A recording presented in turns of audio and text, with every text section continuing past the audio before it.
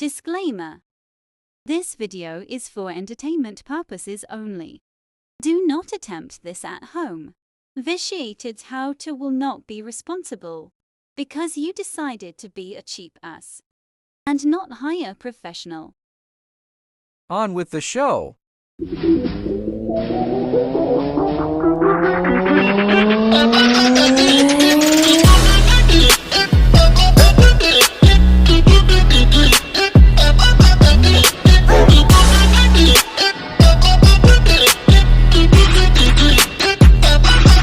Well, at it again.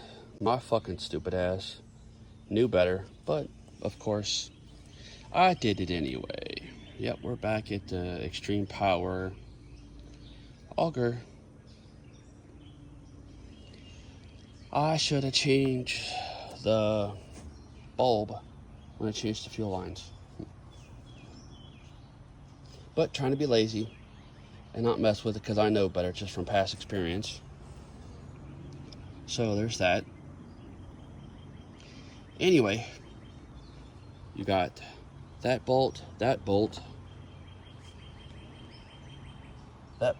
there, and that bolt down there are the 4 bolts that hold the tank on.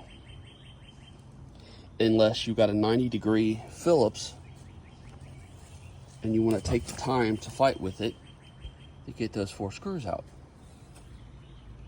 There's other ways to do it, but it's just faster to take the tank off and do it that way.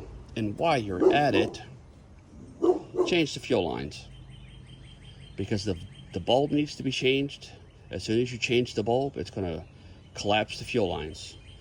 If the fuel lines need to be changed, you might as well change the bulb, because they're all made from the same kind of plastic. So I knew better before I let somebody use it, and so here we are, me fixing it like I always do, because people tear shit up.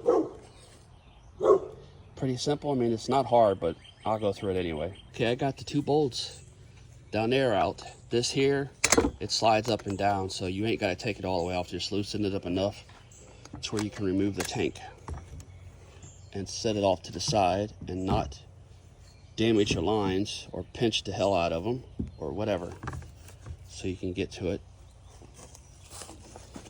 Just kind of set it like so, and then you pull those screws out.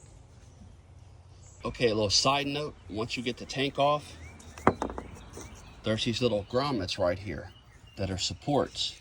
All they do is just kind of set in there, and that's what keeps the tank from vibrating on these. So make sure you don't lose them, because they come out real easy. And I'm also venturing to say that they protect that bolt from getting damaged, because that's the bolt there that's on the I don't even know what the hell you would call it. I guess the transfer case, if you will, that transfers the power from the head to the transmission, again, if you will, that spins the blade. So make sure you put that back. Do not silicone it in. Do not JB weld it in so you don't lose it. You'll hate it. All right, now back to what we're doing. It's a pretty simple thing to do. Pull the screws out, put them back. Try not to mar them up like I did, putting them back, but screwdriver I had, so there's that. As you can see, there's 3 pieces. It only goes one direction. This here is a little different. That there's for a weed eater. This bulb is the one that came out. It's small and it's thin. And I'm guessing now, because this unit's no longer sold anywhere that I can find, that you might be able to go to a place like Tractor Supply and get one of these, maybe. I bought that when I bought the kit for my weed eater.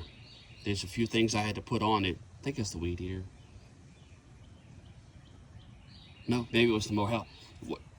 It was for a carburetor kit, is what it was. And that's what they sent me. I don't know why, but I'm glad they did, because those tubes and that bulb is what I used. Now, this here, you see how this hole is? Well, underneath this, on this little plastic piece, again, I'm not running my phone with gasoline just to show you. When you get this off, you'll see that it comes off in 3 pieces. You'll see it, you'll understand it. So that's why I said just go ahead and change the lines while you're at it, because you can go ahead and pull those lines off to make it easier. Make sure the tank's empty too, by the way, or it's a little harder. Anyway, there's a plastic piece that's on top of this. It's kind of raised up and it's round. It's the exact circumference of what the inner diameter of this bulb is. And it'll set just like that on that little thing. And when you screw this back down, you notice the raised right here. Well, the lip of that sits in that. Well, 9 times out of 10, you're going to get a bigger bulb, because this is a bigger bulb all the way around. It's taller in every way. And then on top of it, I dropped this damn thing again. It's taller, so it's more fuel, and it's thicker. So the tallness wasn't a problem, the thickness was. And all I did was I went around each one, tighten it down kind of snug all the way around, and then each one tighten a little, tighten a little, tighten a little, tighten a little. And you go all the way around like that until it's even, until you get all the way to the bottom. And you notice that it's flush now. You just gotta go around, kind of like you're doing valve covers on a car. Because if you tighten one side too much and then the other side, it might cause a problem and it might leak. So tighten everything down, and then take and squeeze the bulb. I have to squeeze it like this because if I push it down, it'll put air into it. But if I do it this way, then the air, you get what I'm saying? Go figure. Anyway, it's not hard to do. Then all you do is put everything back exactly the way you took it off. If you're not sure about this, take a picture of it exactly the way it is, and then go from there. It's pretty simple, actually. What tools did I use? An Allen wrench that I don't know what the hell size it is, because it came with my 200-piece toolkit, and I used one of the screwdriver adapters out of it, because that's my tools that I work on everything else with. So they're actually mechanic tools. So there's that. Thanks for stopping by.